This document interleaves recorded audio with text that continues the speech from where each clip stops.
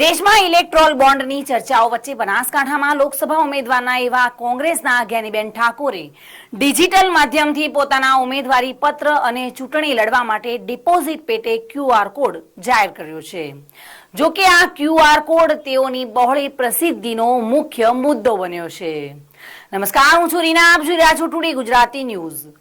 Today Gujarati news screen પર દેખાતો આ QR કોડ સ્પષ્ટ કરે છે કે કોંગ્રેસના ઉમેદવાર જ્ઞાનીબેન ઠાકોર પાસે ડિપોઝિટ ભરવા માટે પૂરતા પૈસા નથી અને તે રીતે તેઓ ગરીબ અને શ્રમિકોના ઉમેદવાર છે. બનાસકાંઠાના પીડિત અને ગરીબ લોકો માટે તેઓ લડી રહ્યા છે અને માધવસિંહ સોલંકીના સમયથી કોંગ્રેસ આ જ રીતે લોકો વચ્ચે જાય છે, ફંડ ઉઘરાવે છે અને તે રીતે એક મેસેજ પણ આપે છે કે અમીરોની પાર્ટી નથી, અમે ગરીબોની પાર્ટી છીએ, અમારી પાસે પૈસા નથી અને અમે તમને ચૂંટણી લડવા માટે ફંડ આપો અને જો અમે જીતીશું તો અમે 5 વર્ષ તમારી સેવામાં લાગીશું. એક તરફ કોંગ્રેસ પાર્ટી રોડ પર ધમાલ મચાવી રહી છે. લોકસભા 2024ની ચૂંટણી માટે તેઓની પાસે પૂરતા પૈસા નથી તો તેઓ પ્રચાર પ્રસાર કેવી રીતે કરી શકશે? આ માટે વિરોધ પક્ષ અને ઇન્ડિયા ગઠબંધન ચૂંટણી કમિશનર સુધી ફરિયાદ કરી ચૂક્યું છે.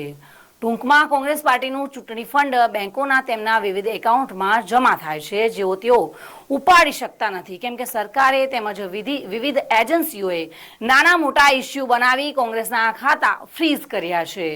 કોંગ્રેસનું કહેવું છે કે અમે હાલ દેવાળિયા અને કંગાળિયા સ્થિતિમાં છીએ અને અમારે ચૂંટણી લડવી હોય તો નાણાં ક્યાંથી લાવીએ? આ લોકશાહીનો ખૂન છે. બનાસકાંઠામાં લોકસભા સીટના ઉમેદવાર જ્ઞાનીબેન ઠાકોરે એક કાંકરે અનેક પક્ષી માર્યા હોય તેવો તેમનો આ QR કોડનો પ્રચાર છે.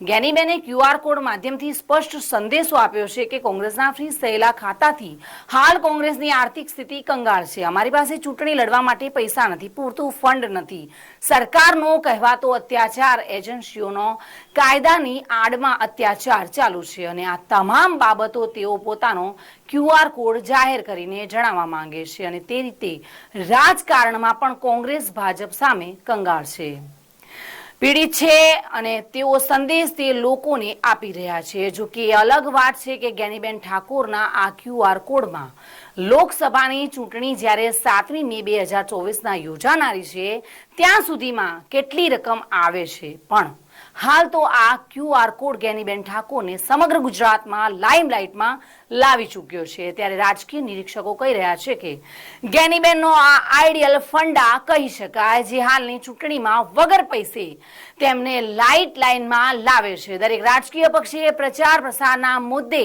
આવી જ રીતે અપડેટ્સ થઈ અવનવા આઈડિયાથી પોતાનો પ્રચાર કરવો જોઈએ અને તેનો ભરપૂર ઉપયોગ પણ કરવો જોઈએ તેવું રાજકીય નિરીક્ષકો જણાવી રહ્યા છે. તો દર્શક મિત્રો, નિત્ય તાજા સમાચારો જોવા માટે આપ ટુડે ગુજરાતી ન્યૂઝ ચેનલ પર સબસ્ક્રાઇબર બટન ક્લિક કરી જોડાશો અને આપ અમારા ફેસબુક, ટ્વિટર, ઇન્સ્ટાગ્રામ પેજ પર લાઈક, કોમેન્ટ જરૂરથી કરશો. આપના અભિપ્રાયો અમારા માટે પ્રેરણાદાયક હોય છે. નમસ્કાર.